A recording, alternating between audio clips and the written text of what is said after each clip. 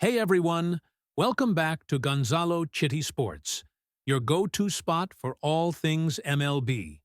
Today we're diving deep into the hottest storylines from the 2025 MLB season as we hit the home stretch. It's August 2025, and things are heating up in both the National League West and American League West. Two teams, San Diego Padres and Seattle Mariners, have flipped the script and are now breathing down the necks of their division rivals. From trade deadline fireworks to pitching dominance, we've got a lot to unpack. Let's dive into the last hour of MLB madness. The San Diego Padres have done the unthinkable. They've caught the Dodgers for first place in the NL West. As of this morning, this is a massive turnaround for the Padres, who were staring at a deficit that seemed insurmountable just a few months ago. Let's start with how they got here. The Padres absolutely crushed it at the trade deadline this year. GM A.J. Preller went all in, pulling off a series of blockbuster deals to bolster the roster. They landed elite closer Mason Miller and starter J.P. Sears from the Athletics, sending top prospect Leo DeVries and others in return. But that wasn't all. They also brought in slugger Ryan O'Hearn from the Orioles, outfielder Ramon Laureano, and catcher Freddie Fermin in a multiplayer swap. These moves supercharged their lineup and bullpen, turning a good team into a contender overnight. They added depth, speed, and power, all with one goal: a World Series ring. Speaking of new additions, Ryan O'Hearn has been on fire since joining the Padres. He's provided that consistent left-handed power they've needed in the middle of the order. And don't sleep on Freddie Fermin, bringing solid defense behind the plate and some timely hits. These guys have fit right in and elevated the team's production. Remember, the Padres were down by as much as 9 games to the Dodgers earlier this season, but through sheer grit and some Dodger stumbles, they've clawed their way back to even. San Diego's gone on a tear, winning series after series, while the Dodgers have continued to play subpar baseball. LA has been plagued by inconsistencies, injuries, slumps, you name it.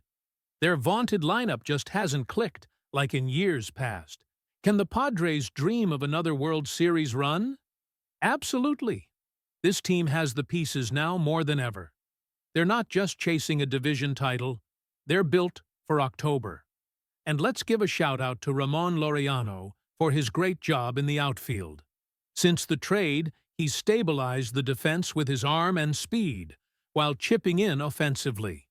Though his exact stats post-trade are still settling in, his overall .250-ish average with double-digit homers this year has been a boost. One big reason for the Padres' success?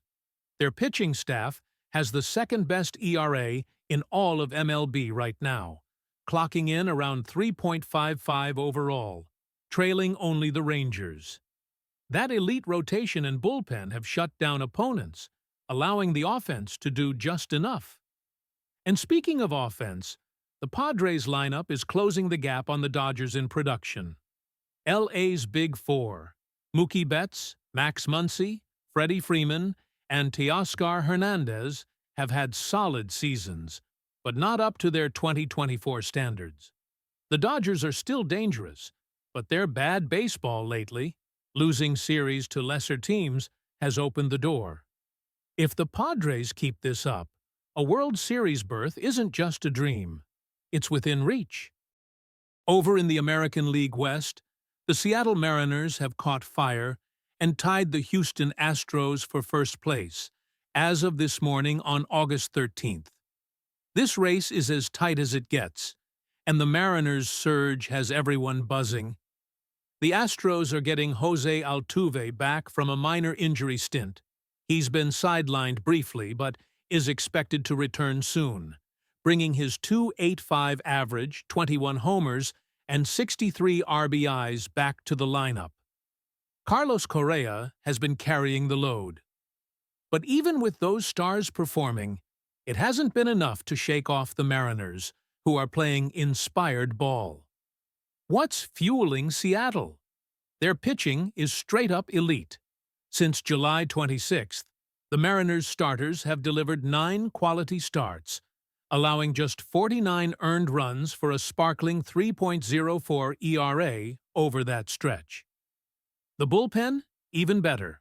A 1.93 ERA since July 26th, led by closer Andres Muñoz's dominant performances.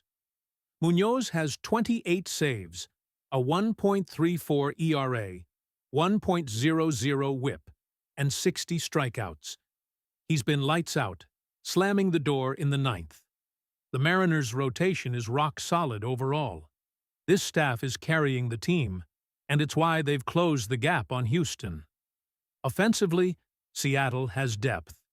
8 batters in their lineup rank in the top 100 MLB players for RBIs.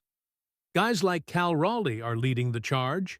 Raleigh, the hard-working catcher, has 45 homers and 98 RBIs at .245 with a .939 OPS. Can he sustain this production despite the physical toll of catching? Absolutely. He's built for it, with his power stroke showing no signs of fading. One wrinkle. Eugenio Suarez, acquired at the deadline from the Diamondbacks, just like Josh Naylor, has been cold since arriving in Seattle. His overall stats were elite, but post-trade, he's struggled to find his rhythm. The good news? Suarez has a history of heating up late, so this could turn into a positive as the season winds down. Since the All-Star break, July 16th, the Mariners have won 16 games, but 10 of those came against low-performing teams like the White Sox and Athletics. Critics might say it's padded, but looking ahead, their remaining schedule is friendly, with opponents holding a combined .490 winning percentage, one of the easiest in the league. That's a huge advantage over the Padres, whose schedule is a roller coaster of tough matchups against contenders like the Dodgers, Phillies, and more. Seattle can keep building momentum without as many landmines. Can the Mariners maintain this pace against one of the most experienced teams of the last decade, like the Astros? Houston has the rings and the pedigree, but Seattle's pitching edge and timely hitting could carry them. The Astros are battle-tested, but injuries and inconsistencies have made them vulnerable. And imagine this, a World Series between the Padres and Mariners, 2 franchises that have never won it all, battling for their first title. It'd be an epic story. West Coast rivals, underdogs rising up. Sure, it might not be the most profitable for TV broadcasters without the big market glamour, but for pure baseball fans, gold. Both teams are hungry, and this could be their year. There you have it, folks. The latest on these thrilling division races in the 2025 MLB season. The Padres and Mariners are proving that comebacks are real, and with key series looming, anything can happen. What do you think? Will we see a Padres-Mariners fall classic? Drop your predictions in the comments below. Like this video if you're hyped for more MLB coverage, and subscribe for updates as the season unfolds. Thanks for watching, and I'll see you next time.